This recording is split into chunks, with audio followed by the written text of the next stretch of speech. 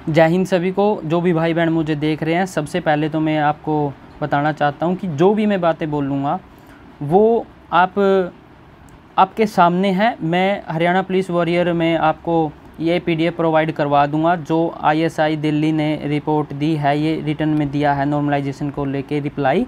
इसमें से ही आपके सारे पांचों आंसर मैं देने की कोशिश करूँगा। और साथियों, मेरे जो मैं बात बोल रहा हूँ वो जज तक नहीं जा रही, ना वकीलों तक जा रही। तो जो भी अनसेलेक्टेड कैंडिडेट हैं वो घबराएं ना, लेकिन जो बातें इसके अंदर लिखी गई है मैं वही हाईलाइट करूँगा। और सबको ये मैं कहूँगा कि आप सभी लास्ट तक इसको देखिएगा। और आपको मैं विश्वास दिलाता हूँ कि अगर आपने ये सारी चीज़ें पढ़ ली ना अपने ध्यान में, तो आपके मन में से परसेंटाइल, इक्वी परसेंटाइल, नॉर्मलाइजेशन हटेगा, क्या होगा क्या नहीं होगा, इसके बारे में सारे डाउट क्लियर हो जाएंगे। हमने तो 15 तारीख को जब हम वहाँ पे गए थे सुप्रीम हाई कोर्ट में, सुनवाई 1 घंटे सुनी हमने, सारी की सारी बहस देखी। वहाँ पे सभी वकीलों ने अपने पक्ष रखे और श्रुति मैडम ने, सरकारी वकील ने वहाँ पे अपना प्रेजेंट किया सारे का सारा मामला। और जो जज साहिबा थी, वैसे तो उन्होंने सरकारी वकील ने ये पांचों क्वेश्चन बातों ही बातों में डिस्कस हो चुके थे वहाँ पे, कभी आगे कभी पीछे। तो फिर भी सभी जो वकील थे वो ज़्यादा थे, यानी कि उनकी जो क्वेश्चन थे वो सारे के सारे पूछ के 5 क्वेश्चन बनाए गए। जज साहिबा ने दोबारा से इनको जस्टिफाई करने के लिए बोला है 29 तारीख को। तो हम कोशिश करेंगे कि 29 को भी जाएं। और आप सभी जो भी अपडेट लेनी है Haryana police male female constable और दुर्गा शक्ति से रिलेटेड, जो भी भाई बहन मुझे देख रहे हैं वो इस हरियाणा पुलिस वॉरियर के नाम से अपना टेलीग्राम ग्रुप है, इसको ज्वाइन कर लो जल्दी से जल्दी। इसमें ही सारी इन्फॉर्मेशन सबसे पहले और सबसे ऑथेंटिक जानकारी साझा की जाती है, ठीक है।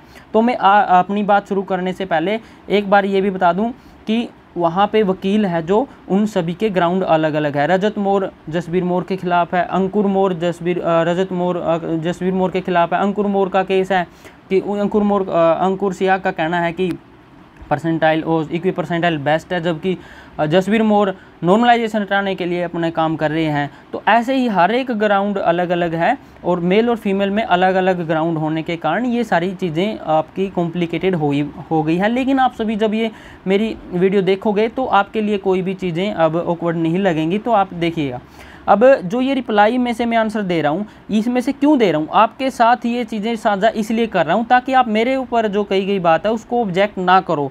ये देखो, मैं आपको अगर इसकी ऑथेंटिकता की बात करूँ तो ये इतना है कि देखो, जब शुरू वाला परसेंटाइल प्लस एक्स्ट्रा फीमेल का जो रिजल्ट आया दिसंबर में, उसके बाद जैसे ही आवाज़ उठी कि ये जो तरीका है गलत है रिजल्ट निकालने का, फॉर्मूला गलत है, तो उसके बाद HSSC के ऑफिशियल आपके ISI दिल्ली गए थे, आपको नहीं पता हो, कई सारी मीटिंग हुई है। और उन्होंने ISI दिल्ली के जो भी प्रोफेसर थे अभय जी भट्ट, इनसे रिटर्न में मांगने की कोशिश की थी कि आप परसेंटाइल प्लस एक्स्ट्रा मार्क्स को रिटर्न में दे दो ताकि हम कोर्ट में दिखा पाएँ कि ये चीज़ें ठीक हैं। लेकिन उन्होंने पता था कि इसके अंदर कमियां हैं, तो उन्होंने वो चीज़ लिख के नहीं दी। लेकिन उसके अंदर जो मॉडिफिकेशन होनी थी, यानी कि जो मॉडिफिकेशन करके ये फॉर्मूला ठीक हो सकता था, यानी कि 21 परसेंटाइल के ऊपर उन्होंने अपना रिटर्न में ज़रूर दे दिया। तो ये 3 मार्च को रिटर्न में दिया गया है, आप सभी ये नोटिस रखना। और जो मान के चलो कुछ अनसिलेक्टेड कैंडिडेट में ये बोलते हैं कि हम गए थे यहाँ पे और ये जो ISI दिल्ली के जो भी प्रोफेसर हैं इन्होंने ये सारी की सारी बातें गलत कही हैं, उनका ये कहना है। मेरे पास कुछ ऐसी भी इन्फॉर्मेशन आई थी कि वो उन्होंने तो वैसे ही लिख के दे दिया। मैं तो ये बात कहूँगा कि जो कोर्ट है, अगर ये सारी बातें गलत भी है, अगर आपने कोर्ट ISI दिल्ली ने ये रिटर्न में दे रखा है, ये जो आपके सामने ये मैं अभी दिखाऊंगा, तो ये कोर्ट इसको चाहे वो ये टोटली 100% गलत भी हो तब भी इसको ठीक मानेगा, क्योंकि ये रिटर्न में है। और ISI एक ये नेशनल बॉडी है, इसकी जो सारी की सारी रिपोर्ट होती है वो ऑथेंटिक मानी जाती है। उसके बेस पर आपका जो जुडिशरी है या कोई भी जो भी जज है वो डिसीजन ले सकता है। तो कहने का मतलब ये है, तो ये पूरी ऑथेंटिक जानकारी है और इसी के अंदर से जो भी लिख रखा है वो चीज़ करेंगे। मुख्य रूप से 2 ही क्वेश्चन है, इक्वी परसेंटाइल को किस स्टेज पे आप अडोप्ट कर सकते हो और ये equi percentile plus extra valid है या नहीं है। और बेस शिफ्ट कैसे आपने डिटरमाइन करी, और रिजल्ट में कितनी वेरिएशन आई, फीमेल कांस्टेबल के लिए पूछा था मैडम ने, और डिफ्रेंशिएशन बताओ कितना आया डाटा में फीमेल कांस्टेबल में जब अलग अलग रिजल्ट निकाल रहे हो तो। ठीक है, तो ये सारे पांचों के क्वेश्चन के आंसर में देने से पहले मैं ये सारी बातें बताना चाहूँगा कि ये सारी की सारी बातें आपकी कोर्ट में रखी जाएंगी, और उन्होंने रखा भी था 15 तारीख को। तो उनका कहना ये था कि जो यूनिफॉर्म स्केल से आपने परसेंटाइल में जो स्कोर बनाया था उसको आप आगे फर्दर स्टेजेस में नहीं कर सकते थे, और इसी करके यहाँ पे गड़बड़ शुरू हो गई जब आपके सोशियो इकोनॉमिक क्राइटेरिया के मार्क्स जोड़ने पड़ गए परसेंटाइल में। तो आपकी जो सेकंड स्टेज थी यानी कि एक्स्ट्रा वाली, ये फर्स्ट स्टेज है रिटर्न, सेकंड के जो आपके सोशियो इकोनॉमिक प्लस एजुकेशन के नंबर मिलने हैं यानी कि एक्स्ट्रा नंबर मिलने हैं, यहाँ पे जब आपने परसेंटाइल में एक्स्ट्रा जोड़े तो ये अलग एंटिटी होने के कारण एनोमलीज क्रिएट हो गई और यहाँ पे दिक्कत शुरू होगी। तो अब इसके ऊपर उन्होंने कहा है कि जो वेटेड ट्रांसफॉर्मेशन स्कोर था इसके अंदर ऐड करने से दिक्कत होगी। तो अब यहाँ पे आप इसको क्या कर सकते हो, देखो इसके अंदर सबसे पहले कहा इन्होंने कि नॉर्मलाइजेशन की सेकंड स्टेज पे अगर हम बात करें तो सबसे पहले अगर एक शिफ्ट होती तो कोई दिक्कत ही नहीं थी, आपका परसेंटाइल स्कोर आप नॉर्मलाइज को आप कंसीडर कर सकते थे। लेकिन स्टेज कई होने के कारण आपका जो नॉर्मलाइज स्कोर है इसको ही आपने देखो हर स्टेज में रिकमेंड करना था, यानी कि आपको उसको वहाँ पे रखना था, यानी कि रिटर्न प्लस एक्स्ट्रा के बेस पे अपनी मेरिट बननी थी। तो जो आपका रिटर्न था वो आगे स्टेजेस में भी रिकमेंड होता, इस करके वहाँ पे करंट सिचुएशन में यहाँ पे ये दिक्कतें आई। और जो कि अब जिन नॉर्मलाइज स्कोर है वो परसेंटाइल पे बेस्ड होना चाहिए। क्यों होना चाहिए, देखो आपको पता है कि जब हमारा PST आया शुरू में, जब लगभग 40,000 बच्चों का जो आया था अपना मेल में, बता रहा हूँ फीमेल का भी ऐसे ही है, तो वो किससे आया है, परसेंटाइल से आया।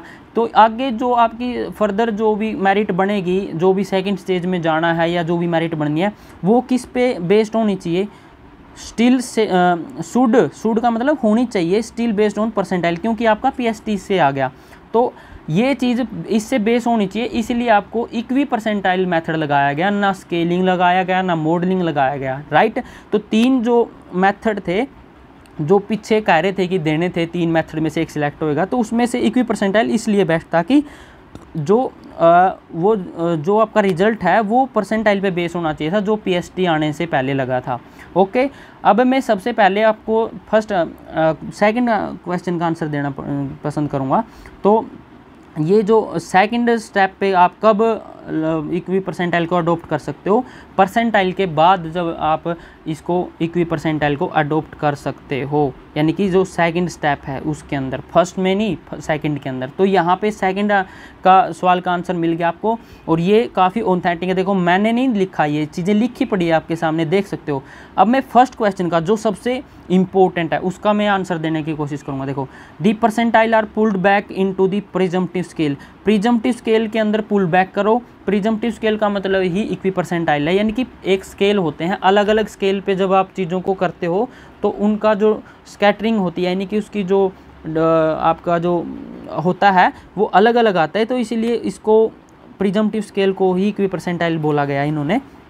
तो this can be chosen by many ways, जैसे कि आपने भाई बेस ये कह रहा है कि अलग अलग तरीके से आप इसको चूज कर सकते हो, कि आप जैसे बेस शिफ्ट की बात कर रहा है किस तरीके से आप करोगे, but will be fix scale, यानी कि same all the candidate hence comparison of marks across shift will be valid, यानी कि यहाँ पे जो अक्रॉस दी शिफ्ट जो एक दूसरे के, यानी कि 24 अगर हम शिफ्ट माने ना, देखो मैंने पहले भी कहा था कि कोड में और शिफ्ट में कंफ्यूज मत होना, क्योंकि एज यूजुअली एक शिफ्ट के अंदर एक ही एग्जाम आता था, यानी कि 100 ही क्वेश्चन होते थे, वही आगे पीछे होते थे। लेकिन अब की बार हो गया क्या, एक शिफ्ट के अंदर 400 क्वेश्चन थे, तो यानी कि एक शिफ्ट के अंदर 4 शिफ्ट थी, ये कह सकते हैं हम। तो इसलिए यहाँ पे कोड भी लिख सकते हो आप और शिफ्ट भी लिख सकते हो, वो कोई वो नहीं है।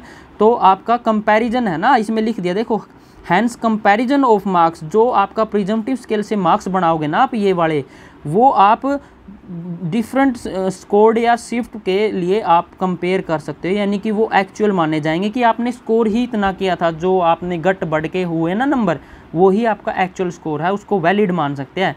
तो ये देखो आपके सामने फर्स्ट क्वेश्चन जो आपका पूछा गया है कि क्या equi percentile plus extra valid है कि नहीं है, उसको इन्होंने बोल दिया है कि ये वैलिड है, और प्रिजम्पटिव स्केल को ही इक्वी परसेंटाइल बोल दिया।